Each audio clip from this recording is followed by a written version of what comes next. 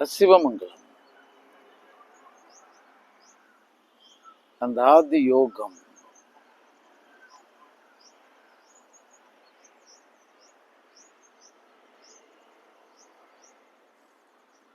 ஆமா.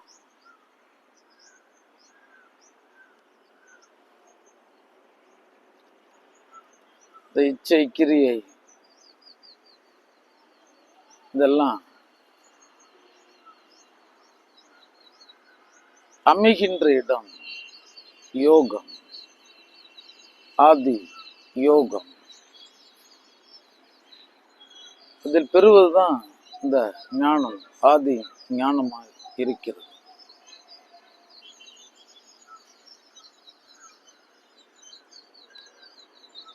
சிந்தைக்கு அப்பாற்பட்ட சகமம், சகாதிகள்.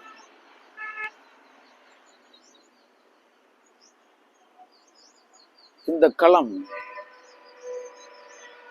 எண்ணிறந்த மர்மங்களை ஒரு தர்மத்தையும் கொண்டது, மாற்று இல்லை. இந்த களத்து வியாக்கியானங்கள் அனைத்தும் விண் சூழ் மண் மண்டலத்தில் இன்னும் வைத்து விடவில்லை. அவரவர் கண்ட கோணம், கருத்து கோணம், அது கடந்து சுயம், இதெல்லாம் இணைந்து இங்கு சொல்லாக்கப்படுகிறது.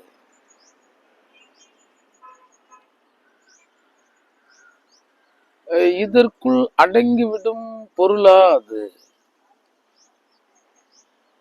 ஆமா, இவர்களெல்லாம் அறிவுறுத்தி விட்டார்கள் அப்படின்னு அதன் பெயரால அமைந்த கோணமா அது அப்படின்னா, இங்க எல்லாத்துக்கும் பின்னாடி ஒண்ணு இருக்கு. அது எல்லாம் எப்படி ஒரே மூலப்பொருள்ல இருந்து எடுக்கப்பட்டதோ அது போலதான். இந்த 7 கடல் என்ன சொல்லப்படுகிறது, சிறப்பு. 7 கண்டம் என சொல்லப்படுகிறது, சிறப்பு. சரிகம பதனிச 7 சொல்லப்படுகிறது. 7 நிலைகள் சொல்லப்படுகிறது. 7 பிறப்பு சொல்லப்படுகிறது. 7 நிலை மாடம் சொல்லப்படுகிறது. இங்க அனைத்துமே 7 பெயரால் கட்டமைத்து வைத்திருக்கிறது. வானவில்லின் நிறமும் 7. இப்ப இந்த 7 பரிணாமத்துல இங்கு சகலத்தையும் வைத்திருக்கான். கடலையும் 7 கடல் என வைத்தான், கண்டங்களையும் 7 கண்டம் என வைத்தான். இந்த மனிதர்களோட படைப்புகள்லையும் 7 இருக்கு. இந்த மனிதர்கள் இங்க இருக்கிற இந்த உலகத்துல இருக்கிற எல்லா மனிதர்களையும் அந்த ஒரு 7 பிரிவுகளுக்குள்ள கொண்டுட்டு வந்துட முடியும்னு சொல்றேன். நிறத்தாலோ அமைவியலாலோ ஏதோ ஒரு விதத்துல அது எல்லாம் 7 பகுப்புகளினால் கட்டமைக்கப்பட்டதா இருக்கு. இப்ப இதெல்லாம் ஒரு எழுசடை அரசு அதை செய்து கொண்டிருக்கிறது அப்படின்னு சொல்லப்படுகிறது. இதுவரைக்கும் இந்த இறையை சார்ந்து இவங்க உருவகப்படுத்தி வைத்திருக்கிறது, சொல்லி வைத்திருக்கிறது, இது இப்படியானது அப்படியானதுன்னு சொல்றதுங்கிறது எல்லாமே வேற. ஆனா நிஜம் வேற.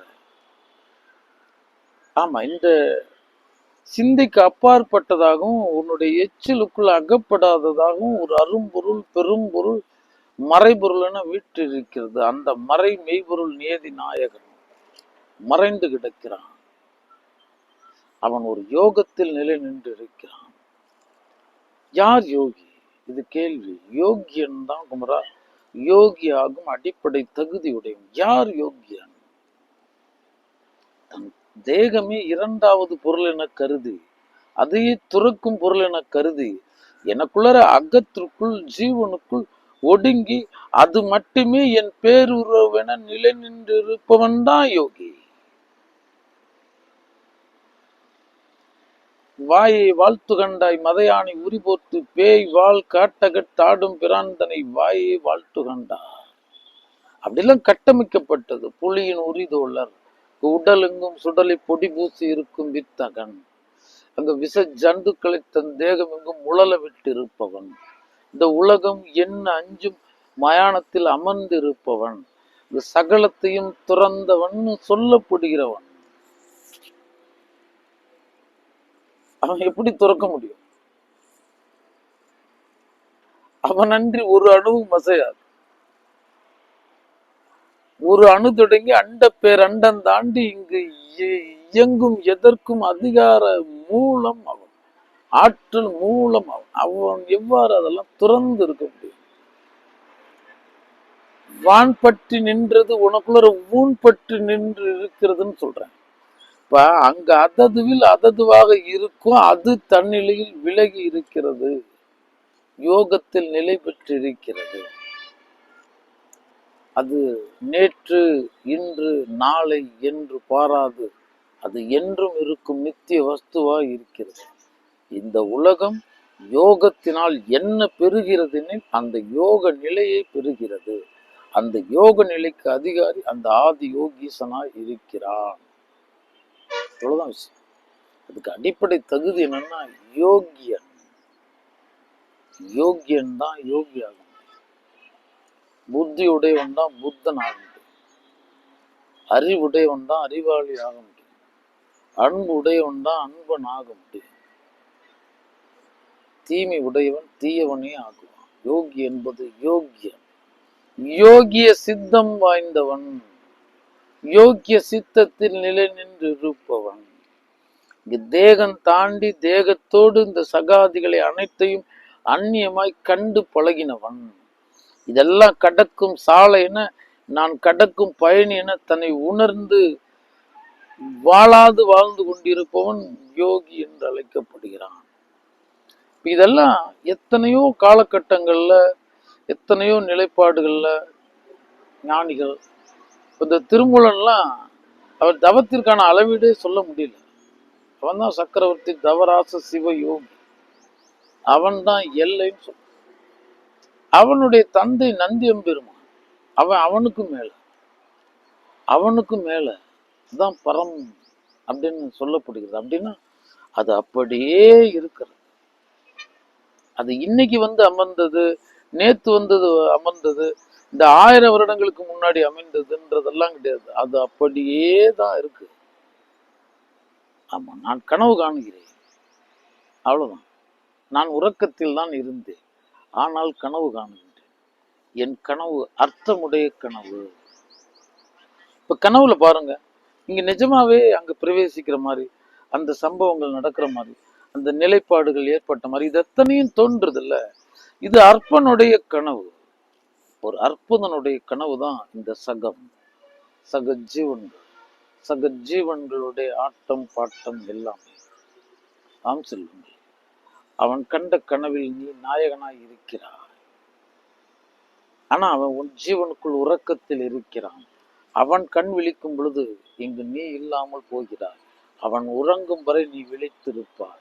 அவன் கனவு காணும் வரை நீ ஆடி இருப்பாய். இந்த சகமும் அப்படித்தான், சகலமும் அப்படித்தான். மறந்து விடாதீர்கள் என் செல்வங்களே. எந்த விதத்திலும் நான் அவனை கூறி விடுவதற்கு இல்லை. எப்படி நான் கூற முடியும்? நோக்கரிய நோக்கா நுணுக்கரிய நுணர்வா போக்கும் வரவும் புணர்வும் இல்லா புண்ணியமா இருக்கிற நான் ஒரு பொருளை எவ்வாறு அறுதிட்டு கூறிவிட முடியும்? கூற எத்தனிப்பதே மூடத்தனம். அவன் காரிருளில் மறைந்திரு கரும் சிற்பம். அவனுக்கு நியதி வகுப்பதற்கு நான் இல்லை, இங்கு யாருக்கும் அதிகாரமும் இல்லை. அது இயலாதுங்கிறது தான் நிஜமான உண்மைன்னு சொல்றேன். இப்ப இந்த நான் அற்று போகும்போது தெரியும்னு சொல்றேன். இந்த சகத்து மாயைகளை நம்ம வேறு விதத்தில் அங்கு ஈர்த்து கொண்டிருக்கின்றன. இங்க நடந்துகிட்டு இருக்கிறது ஒரு கூத்தாட்டம், அவ்வளவுதான். இந்த கூத்து பார்க்க போறவங்க கூத்து பார்த்துக்கிட்டு இருக்காங்க. இங்க தத்துவம் என்னன்னு தெரிஞ்சுக்கணும். நீ ஆடுவதில்லை தத்துவம், உனக்குள்ள ஆடுற ஒருத்தனை ஆட விடுறதுதான் தத்துவம். வேதங்கள் ஆட மிக ஆகமம் ஆட கீதங்கள் ஆட கிளரண்ட மேலாட பூதங்கள் ஆட புவனம் முழுதாட நாதம் கொண்டாடி நான் ஞான ஆனந்த கொட்டி அவனை ஆட விடணும். நீ அசைவற்று அமைதியா அமர்ந்திருக்கணும். நீ ஆடினதுக்கு அங்க ஏற்ற அளவு வலி உண்டு, ஓய்வெடுத்தாவணும், சோர்வு உண்டு. ஆமா, ஆற்றல் மூலத்தை ஆட விட்டுட்டு நீ அமைதியா அமர்ந்து இருக்கிறது தான் யோக நிலை. அதுதான் ஆதி யோக நிலை. நீ ஆடுறது இல்ல, தெளிவா புரிஞ்சுங்க. ஆமா, அவன் அணுவினை ஆடுகளமாக்கி அணு வழி ஊடு ஆடு நாயகன் ஆங்கும் தச சதகுர் ஒன்றாம் கோணில் ஒளிந்து திருண்டரன் அவனை விட்டும் நன்றி சென்னில் நித்தம் நடம்புரி ஆதிசிவ ஞானானந்த கூத்தனின் ஆதிசிவ ஞானானந்த கூற்றிதே காண இலி உணர் அன்றி மாயப்பித்தனின் மர்ம கூற்றிதை கூத்தை பாராதை மனம் கெடும் கூத்தனை பார். பசி சிவசித்தம், திருச்சிற்றம்பலம், சிவமங்கலம். அணுவை உடைச்சிட்டு கோனாடு கூத்தனன்னு கூத்தூர் கூத்த பிரான் கூத்தாடிக்கிட்டு இருக்கார். அவரை ஆடுற விடுறது தான் இந்த யோக தத்துவம். இந்த ஆதி யோகங்கிறது நீ அசைவிட்டு அவன் ஆடி, அவ்வளவுதான். அவன் தான் எல்லாத்தையும் ஆட்டிக்கிட்டு இருக்கான். அவன் தான் இன்னை இல்லாத ஆட்டக்காரன், முடிவில்லாத ஆட்டக்காரன். நான் அசைந்தால் அசையும் அகிலம் எல்லாம், நான் ஒடுங்கின் எல்லாம் ஒளியும்னு அங்க ஆட விட்டு கொண்டு இருப்பவன உனக்குள்ளார ஆட விடுறது தான் ஆதி யோகம். அவ்வளவுதான். அங்க யோகியை உனக்குள்ளார அழைச்சிட்டு வந்துடுறது. ஆனா அதுக்கு உன்னுடைய அடிப்படை தகுதி என்ன அப்படின்னு கேட்டீங்கன்னா, நீ குறைந்தபட்ச தன்னிறைவுடையவனாய், அங்கு துறவி வேந்தனாய், அங்கு ஏதும் அற்றவனாய், பற்ற அற்றவனாய், இச்சை ஆசை அற்றவனாய், இந்த உலகம் நினைச்சுக்கிட்டு இருக்க விஷயாதிகள் ஆழ்ந்து விடாதவனாய் இருந்தா மட்டும்தான் வாய்க்கும். இன்னும் ஆழ்ந்து சொல்லணும் அப்படின்னா, அண்டர்தொலும் இன்றாதி வாழ்வையும் விரும்பிடே. கோடு அடி கோடு. அண்டர்தொலும் இன்றாதி வாழ்வையும் விரும்பிடேன், அட்ட சித்தியும் விரும்பேன், அகில கலை ஞானமும் விரும்பிடேன், உலகு புகழ் அறிய கீர்த்தியும் விரும்பேன், பண்டை மலம் எல்லாம் ஒளித்து நின் அருள் பெற்ற பழைய அடியார்கள் அடியார் பாத தாமரைகள். அதாவது என்ன சொல்ல வர்றாருன்னா, அன்றதொலும் இன்றாதி வாழ்வையும் விரும்பிடேன். இவ்வளவுதான் இந்த உலகம் விரும்பிக்கிட்டு இருக்கு. அண்டரே தொழுகின்ற ஒரு இந்திர லோக வாழ்க்கை, ஒரு பிரம்மாண்டமான வாழ்க்கை. அதுல ஆழ்ந்து இந்த மயக்கத்துலதான் இந்த உலகம் பெரும்பகுதி போய்கிட்டு இருக்கு. ஒரு தனி மனிதர், ஒரு கிரகஸ்தர்களாக இருந்தாலும், ஞான நிலையத்தவர்களாக இருந்தாலும், யாரா இருந்தாலும் அவனுக்குள்ளார அந்த இந்திர ஜால மாயை வந்துடும். இது சாபம் சொல்றேன், இது பாவப்பட்டவன் சொல்றான். அண்டர்தொலும் இன்றாதி வாழ்வையும் விரும்பிட்டேன், அட்ட சித்தியும் விரும்பே. அட்ட சித்தியும் விரும்புறது இல்ல, அட்டமா சித்திகள்னு சொல்லிக்கிட்டு இருக்கானுங்கல்ல, இந்த கூடு விட்டு கூடு பாயிறேன் அது இதுன்னெல்லாம் பேசிக்கிட்டு இருக்காங்கல்ல, அது மாதிரி அட்ட சித்தியும் விரும்பேன், அகில கலை ஞானமும் விரும்பிட்டேன். இந்த ஒட்டுமொத்த உலகத்திற்கும் ஒரு கலை ஞானம் இருக்கு. ஒவ்வொரு துறைக்கும் ஒரு கலை ஞானம் இருக்கான். ஒவ்வொரு துறையிலும் ஒரு கலை ஞானம் இருக்கு. அப்படின்னா ஒவ்வொரு துறையிலும் ஒரு சிறப்பு அம்சமும் ஒரு தனிச்சிறப்பும் தனிச்சிறப்புடையவனும் இருப்பான். ஆமா, அந்த சிறப்பு நோக்கி தான் இந்த உலகம் போய்கிட்டு இருக்கிறது. ஏன்னா இதெல்லாம் இந்த களத்து வாடிக்கு ஒரு உயிரினுடைய தன் இயல்பு. அதுக்கு அடுத்தது உலகு புகழ் அறிய கீர்த்தியும் விரும்பி. இந்த உலகே என்ன தெரிஞ்சுக்கணும்னு ஒரு கீர்த்தி இருக்குல்ல, அதையும் இத நாளையும் திறந்ததுக்கு அப்புறம் தான் நீ யோகி ஆக முடியும், யோகியன் ஆக முடியும். அண்டர் தொழில் இன்றாதி வாழ்வையும் விரும்பிட்டேன், அட்ட சித்தியும் விரும்பேன், அகில கலை ஞானமும் விரும்பிட்டேன், உலகு புகழ் அறிய கீர்த்தியும் விரும்பேன், பண்டை மலம் எல்லாம் ஒழித்து நின் அருள் பெற்ற பழைய அடியார்கள் அடியார் பாத தாமரைகள் என் தலையின் மேல் வைத்த அருள் பார்வையால் இருள் அகற்றி. இதெல்லாம் முடிஞ்சதுக்கு அப்புறமேட்டுக்கு பத்தாது. பழைய அடியார்கள் அடியார், அடியார் கிடையாது, அடியாருக்கும் அடியாருக்கும். புளிய பார்த்தவன பார்த்தேன்னு சொன்னவனை பார்த்தவன் சொல்றாங்கல்ல, அந்த மாதிரி நபர்களுடைய பாத தாமரைகள் என் தலையின் மேல் வைத்த அருள் பார்வையால் இருள் அகற்றி தொண்டு செய்தறிய பரமானந்த வெள்ளந்துதைந்து விளையாடி உலகம் தோன்றாமல் இருமாந்திருக்கின்ற பெருவாழ்வு தொண்டனேன் விரும்பினேன், வண்டு உண்டிடும் கொன்றையின் அண்டர் நாயக கையில உரைகின்ற பரதெய்வமே, ஒன்றாகி ஆனந்த உருவாகி என் உயிர்க்குயிரான பரமசிவமே. ஆமா, சும்மா நாய் நெறியெல்லாம் போய் அங்க போட்டு பிசாசு எல்லாம் போய் அந்த நிலையை அடைஞ்சிட முடியாதுன்னு சொல்றேன். மறந்து விடாதீர்கள் என் செல்வங்கள். நீ 100% அகத்துறவு கொள்ள வேண்டும். உன் தேகம் ஆனந்த மயமா தெரியணுமே தவிர இந்த தேகம் உன்னுடைய உடைமை பொருளா உரிமை பொருளா தெரிந்து விடவே கூடாதுன்னு சொல்லு. நீ இதெல்லாம் இன்னைக்கு களத்திற்கு ஆகும்னா இதெல்லாம் வியாபார அபிவிருத்தி நிலையம் ஆயிடுச்சு. கற்றது பெற்றது நற்றவன் முற்றிலும் விற்பனைக்கு இல்லை. கற்றது பெற்றது நற்றவன் விற்பவன் விற்பனையாளன் அன்று அவன் ஒரு விஞ்ஞான நிலையில் இருப்பவன் இல்லை. மறந்து விடாதீர்கள் என் செல்வங்களே. நீ உனக்குள் ஒடுங்க வந்திருக்கிறாய், உனக்குள் ஒதுங்க வந்திருக்கிறாய், உனக்குள் நீ ஓங்கி உனக்குள் அமர்ந்து இருக்க வந்திருக்கிறாய். அவ்வளவுதான். காட்டுறதுக்கு யார் இருக்கா? யாருமே இல்லை. உன்னை தவிர யாருமே இல்லை. உரு கடந்துட்டா உயிர் வழி நீ உன்னை தரிசிக்க தொடங்கி விட்டால் இங்கு உயிர் கூட்டம் அன்று உரு கூட்டம் தெரிவதில்லை. இந்த அடிப்படை ஞானம் உணர்ந்தவன் யோகன். மறந்து விடாதீர்கள் என் செல்வங்களே. உங்களுக்குள் அறிந்து அடங்க பாருங்க. இதை காட்டுவதற்கு ஒரு பொருள் யார்கிட்ட ஒரு கோமாளி கிட்ட போயிட்டு என்னை காட்டி என்ன ஆகும்? அவனே முட்டாள், அவனே அப்பக்குவி. அங்க ஒரு சத்தம் போதும் அவன் குளநடுங்கி போவான், ஒரு கிளர்ச்சி போதும் அவன் அடிமைப்பட்டு போயிடுவான். முழுசா ஸ்திரம் இல்லாம நான் எனும் தன்மையினுடைய அடி உணரக்கூட தயாரா இல்லாம இந்த வக்ரத்துல உக்ரத்துல விரோதத்துல துரோகத்துல நிலைப்பாட்டுல இப்படி எல்லாம் இருந்து ஒரு வாழ்வு வாழ்ந்துகிட்டு இருக்க இந்த மனிதர்களிடத்துல காட்ட போறோம். ஒரு கோமாளியா உன்னை போட்டணும், ஒரு முட்டாளா உன்னை போட்டணும், ஒரு அறியாமையில வீழ்ந்து கிடக்கிறவனா உன்னை போட்டணும், நான் என்னும் தன்மையை உணராதவனா போட்டணும்.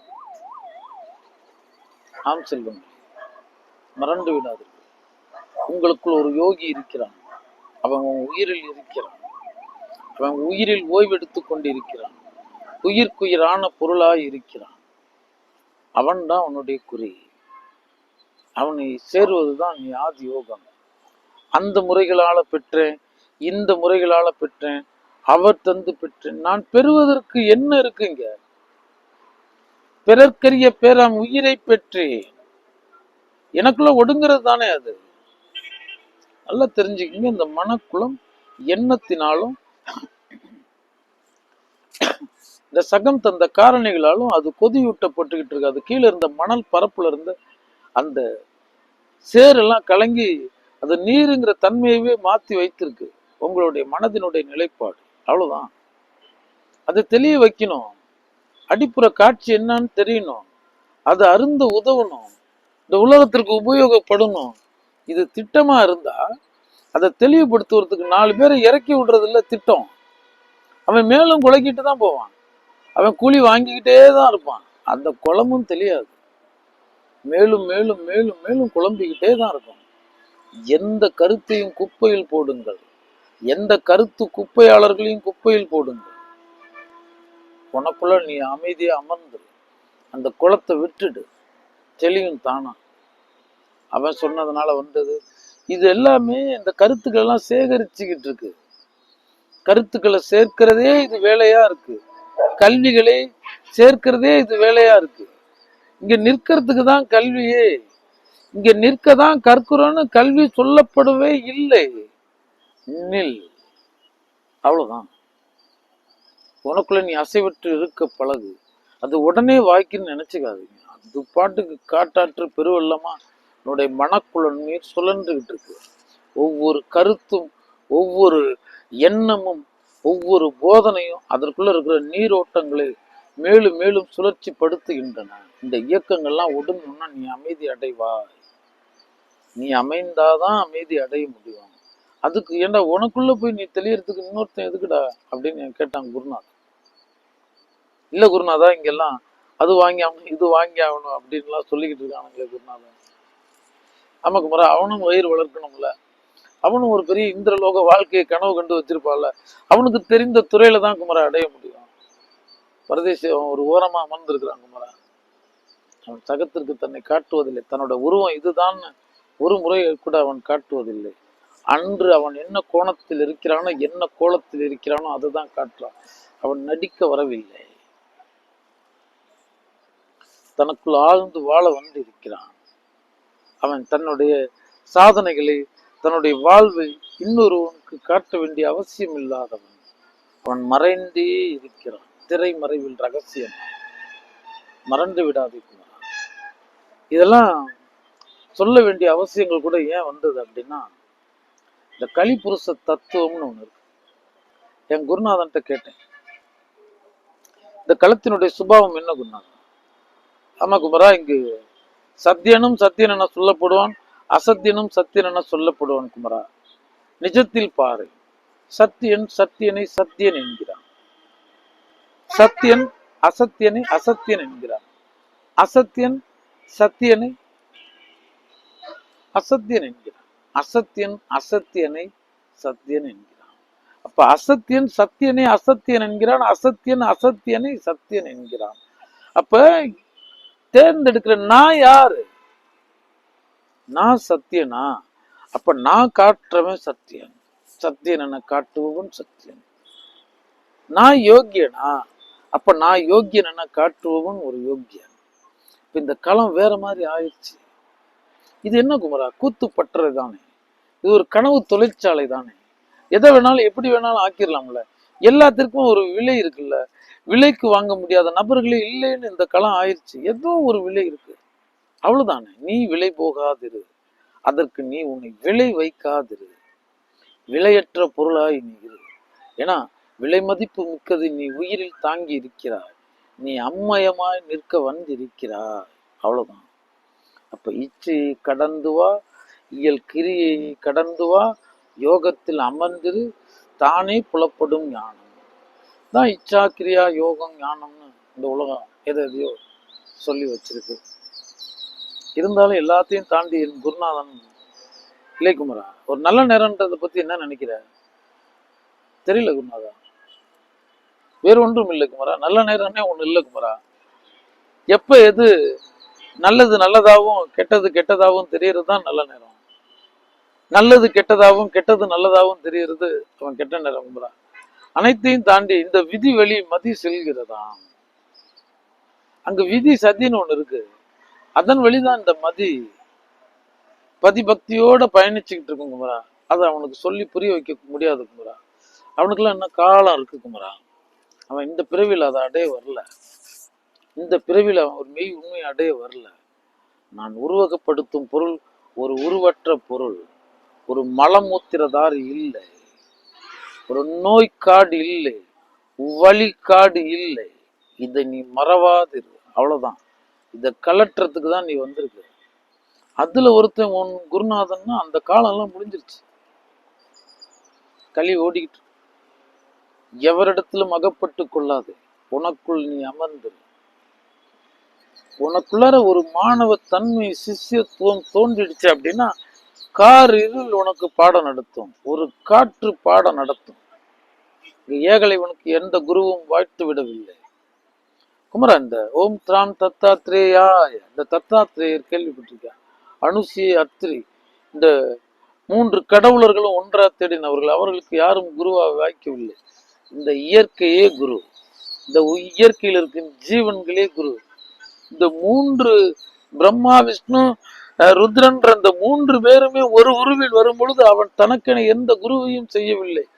இந்த சகமே உன்னுடைய குரு மண்டலம். இங்க இருக்கும் உயிர்களுக்கெல்லாம் உங்களுக்கு போதனை நிகழ்ந்துகிட்டு இருக்கு. அதை கத்துக்கிறதுக்கு உனக்கு ஒரு பொறுமை வேணும், ஒரு அறிவு வேணும். அதுக்காக நீ காத்திருக்கணும், உணர்வு பூர்வமா விழித்திருக்கணும். விழித்திருந்தா போதும். என்ன இருந்தாலும் உனக்குள்ளார ஆழ்ந்து வாழ்ந்து வை, அவ்வளவுதான். இது உன்னுடைய இறை மாயை, இறை லயத்தை அந்த இறைபால் மட்டும் செலுத்து. இல்லாட்டி உன்னுடைய மெய் வீடு பறிக்கப்படும். என் குருநாதன் தான் சொல்லுவான், இந்த 7 மலை 7 பள்ளத்தாக்குகளை கடந்து பூஜா விதானங்களையும் இந்த இறை ஆலயத்திற்குண்டான பூஜை பொருள்களையும் வேதங்களையும் சுமந்து சென்ற கழுதைக்கு அந்த கோயிலுக்குள் அனுமதி அளிக்கப்படுவதில்லை குமரா. இங்கு சில மனித கழுதைகளும் இருக்கின்றன. வாழ்நாள் வரைக்கும் அதை தான் சுமர்ந்திருக்கும், அதை தான் பேசியிருக்கோம், அதை தான் செய்திருக்கோம். ஆனா அங்கு அதற்கு அனுமதி இல்லை. மறந்து விடாது. மெய்யான வாழ்வு வாழ்ந்து வையுங்கள். அகத்திற்குள் ஒரு யோக்கிய பாவனையை செய்து வையுங்கள். அது இது அங்கு இங்கு அப்படிலாம் கிடையாது. வான் பற்றி நின்றதுதான் உனக்குள்ள ஊன் பற்றி நின்று இருக்கு. அதை நீ உணரணும். தன்னை அறிய தனக்கொரு கேடில்லை, தன்னை அறியாமல் தானே கெடுகின்றான். தன்னை அறியும் அறிவை அறிந்தபின் தன்னையே அர்ச்சிக்கத்தான் இருந்தான். அவ்வளவுதான். நீ அவன்தான். இந்த பாலுக்குள்ளதான் அந்த நெய் இருக்கு. இந்த சித்தம் எனும் பாலுக்குள்ளதான் அந்த ஞானம் எனும் நெய் இருக்கு. அழியும் பாலில் அழியாத நெய், அழியும் தேகத்தில் அழியாத ஞானம்.